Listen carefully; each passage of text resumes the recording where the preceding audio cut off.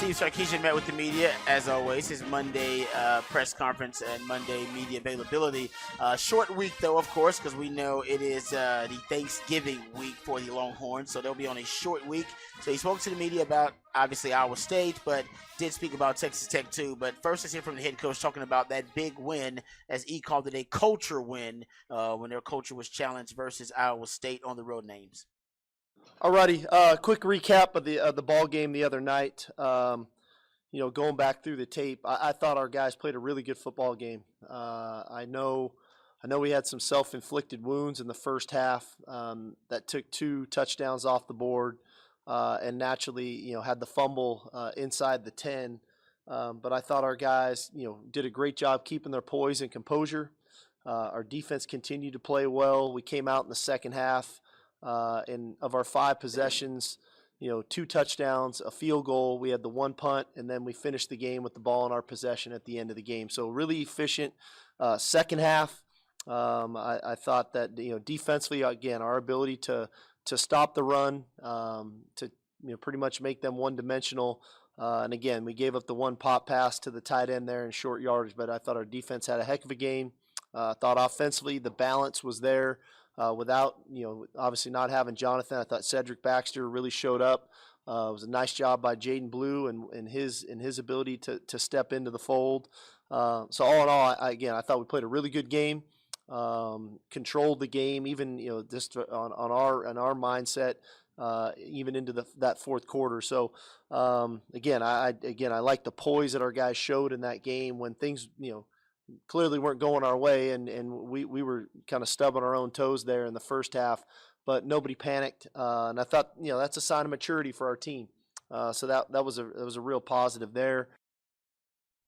That's Sark talking about the win at Ames, and yeah, it is. My man Jerry Hamilton, I was talking to him yesterday on Texas Football, the Inside Texas YouTube channel, talking Texas football all the time. You can always catch me on there. My man E. Hogan's on there doing some great work on the in-game live watch as well. But he said, this has been a culture season for Texas, right? Establishing the culture. There's a lot of discussion about culture in this press conference, media availability. As a matter of fact, I don't know if we will have time to play it. We probably should, but it's close to 5-minute answer from Sark when he was asked by Anwar Richardson of Orange Bloods, define culture. And he looked like he was waiting on somebody to ask him that question. He's like, all right, how much time we got here? And he just went off for like 4-5 minutes. I think we'll have time to play it, of course, but it's good. It's really good. It's meat. But it shows you how much thought he's put into the culture of this program and this season. And I like the way my man Jerry put it. It's a culture season. And you talked about it, that was a culture win at Ames. And that's why maybe all the guys were so proud of it. It was because it did exemplify, it was the epitome of their culture. And a lot of different guys contributing. Jay Witt, Gunnar Helm. These aren't the stars of the show necessarily, right? Your main stars are X-Man and, Jay Brooks was your star and JT Sanders and A.D. Mitchell. And it was strange that in this culture win, the guys that stepped up were C.J. Baxter, Gunnar Helm, Jay Witt. And I think that was, that's kind of a microcosm. And that's part of what Sark's so proud of, that no. We can go out there. It doesn't have to be if our top frontline guys, if our top players, our elite players, if they're not having a great day or they're being taken away, we can still win. To your point about finding a way to win ugly, that's part of winning ugly. Other guys have to step up in that role, and that I think is something Texas should be proud of in that game. Your top plays were made by. I love that movie, The Other Guys. You ever seen them with Mark Wahlberg and Will Ferrell? Oh, you've seen that, Ty, right? The Other Guys? Yeah, great film. Great film. See? The classic comedy. I'm telling you, this holiday weekend. The Other Guys. The Other Guy. You should watch it with the family. Y'all will enjoy it. It's worth it. It's worth the watch. I'm telling you. Because actually, Mark Wahlberg and Will Ferrell are a pretty good comedy duo. But I digress. Getting back to it, it's about the other guys, not necessarily the stars of the show. It's about the other guys, and that's what the Iowa State win was about. It was about the other guys. Jay Witt, Helm, C.J. Baxter. They stepped up. Yeah, and that's you hope that those guys, they're the grit guys, right? They're the not the stars of the team kind of thing. Blue guys. But and we'll play it. We got 5 hours, so we will play his 4.5, 5 minute thoughts on culture and how you build culture and what that actually means. And I mean, it went viral yesterday because guys like John Gordon, the motivational best-selling author, was retweeting Sark's words on that of how to do it. I shared it with Colonel Craig Flowers, our specialist in leadership. He enjoyed it a lot because it's true. It's all truth about, and it's not just for sports. That's why those guys are any leader, any organization, any business can learn from what Sark said yesterday, because it is true. Your culture is what you do all the time. Yep. And everybody in your group does all the time. I mean, it's just the way you act as a team, the way you act as a unit, and that's really what it's about. But it's not easy. And Sark, the biggest word he used was organic. It's organic. You can't put it on a T-shirt.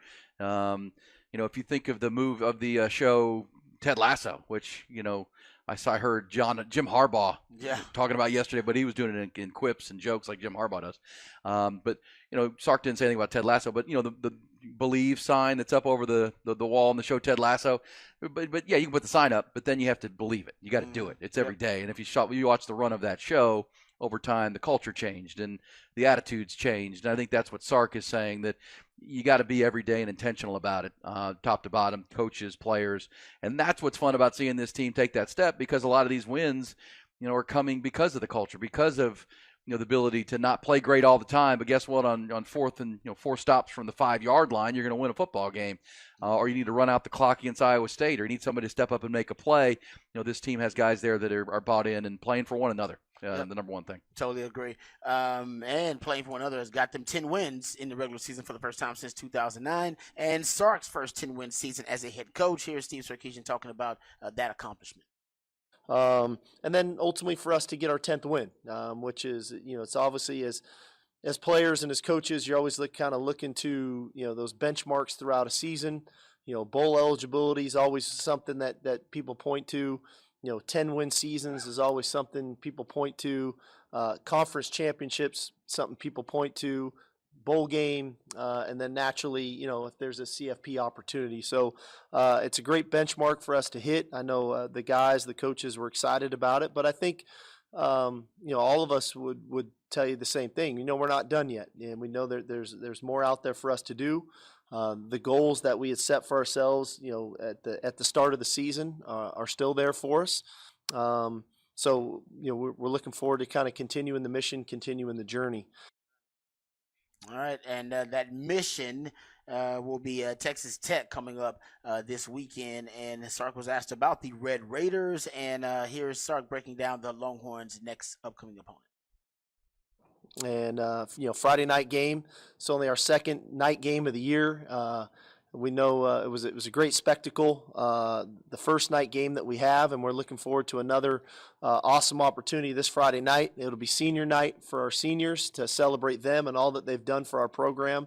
And I think that I've been pretty adamant and pretty clear about what those guys have meant to our program. And so a chance to honor them will be great. A chance for us to kind of solidify an opportunity to play in the Big 12 championship game is obviously exciting on that front. And then hopefully for our fans to celebrate this team, to where this team has come. And I know what everybody's gone through over the last decade or so. And so for the fact that this team has one more opportunity to play in DKR, Friday night, we're looking for a raucous, intense crowd, one that fuels our players with energy. But hopefully, again, like I always say, the players have to do their part. We have to do our part to fuel the fans with energy too. So hopefully everybody can make it. Everybody have a little turkey on Thursday. Enjoy your Friday afternoon, and then get to DKR for, I think, for us an awesome ball game against a really good opponent. I think Tech, it really had a tough start to the season. I know we all go through it, and you never know when injuries show up. But they were fighting that injury bug earlier in the year. And I think, as you could see them getting themselves healthier and healthier, they've strung together 3 in a row now. They're playing really good defense. They're running the football extremely well, kind of have changed philosophically that way. So we know we're going to get their best shot. And so we've got to do a great job of preparation this week for a heck of a ball club. And should be an exciting night Friday night. Yeah, they are running the ball a little bit more. It is a weird philosophical shift, and I think it was out of necessity because quarterbacks kept going down. I mean, you need a new identity to the offense when you're working with your third string quarterback. That's not going to work. And Taj Brooks is really talented, and this Tech team is running the football probably as much as any Tech team you remember in the last 15 years, 15, 20 years or so. You know what's funny? Taj Brooks is their best player offensively right now. Yes. And their offensive line is bad in pass protection. So I know when we were previewing Texas Tech, the idea was they're bringing their whole offensive line back. But as we said, there are a lot of Tech fans going, should they? Really? We didn't replace those guys? What about the transfer portal? Yeah. But they're better in run block. And so they're running a lot of gap scheme. They run a lot of power. They run behind Taj Brooks. And it was my buddy Mike Craven on the senior writer at Dave Campbell's Texas Football last night. We recorded our weekly Eyes on Texas podcast, and he gave the stat that he looked into the numbers of Jeff Traylor and Joey McGuire, Rod, two high school coaches. Oh yeah. Over the course of their career. Now, Joey McGuire, if you combine last year and this year, and what Jeff Traylor has done at UTSA, 18-2 in the month of November.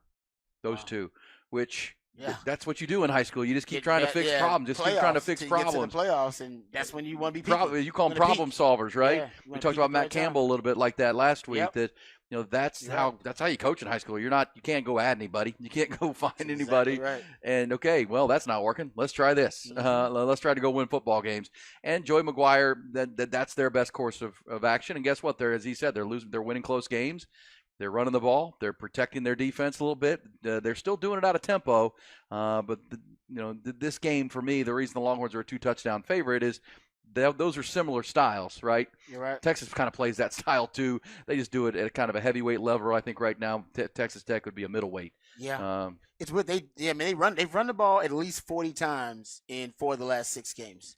And they've won 3 in a row. And they've won 3 in a row, and it's strange. They're not always productive running the football either. They're just committed to it. Like, there are times where they're averaging 3.5, 3.4, 3 yards. And how about this? In 3 of the last 4 games, they've averaged less than 4 yards per carry, and yet they keep running it. And they're still running for it. So they committed to it against Texas. I don't know if that's going to work against Texas rush defense. You're kind of playing right into what they want you to try to do. Ohio State rushed for 9 yards. K-State was a top 5 rushing offense, and they had their lowest rushing output since 2014 against Texas with dual threat quarterbacks, which is really hard to defend. So no. Taj Brooks is good. I don't know if he's that good. Yeah, well, I'll go back to Joey McGuire. I think he'll know better than to try that. And you got to try, but at the same time, if you have to abandon it, you kind of know you maybe could get some in-breaking routes and throw the ball. They'll do like U of A said. U of A's the first 2 drives, they're like handing it off, trying to run the ball, and then they'll say, "No, let's just go throw it around. It's our only chance here." Yeah. Well, it's like a boxing match. He's bigger and stronger than me. Let me just start throwing haymakers and see if I land one. Yeah, exactly. Because you got no shot. You're trying to sit in there. The longer you can't box with this guy. No. I got to hit him on the chin. Okay, there's some behind the BOC. We'll do it throughout the morning here. More from Sark. Somebody said any injury update. Sark did say yesterday that he doesn't think any of the guys who got nicked up on Saturday are not going to play. He said you got to ask him on Thursday. He said no more on Turkey Day. Yeah. But right now, as of Monday, he felt pretty good that Xavier Worthy, DJ Campbell, JT Sanders, Janae Barron was another guy that should be good to go coming up in this game. All right, lot to do. Let's roll forward. The What the Facts segment coming your way on this Tuesday as we're getting you cranked up. Quick note, we're also streaming live on Twitter right now, or X if you'd like to listen to our program. You can do that right there. Just the audio right now, but you can listen there as addition to 101.9 AM 1260. And, of course, always streaming for you on our Horn app and at hornfm.com and on Twitch this morning, or on X this morning, formerly known as Twitter. It's Hook 'em Up with Ian Rodby.